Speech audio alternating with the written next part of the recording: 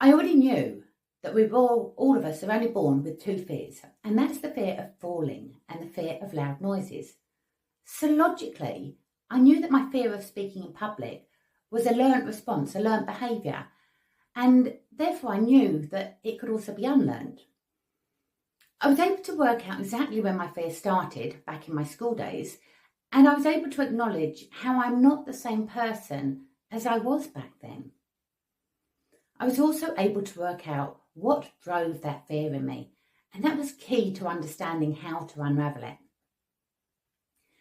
I'd always got myself in such a state at the very thought of standing in front of an audience, so I knew I had to manage my state the way I felt before I got on stage. I used a combination of breathing techniques and visualization techniques to manage this, as our brains don't know the difference between what is real and what is visualized.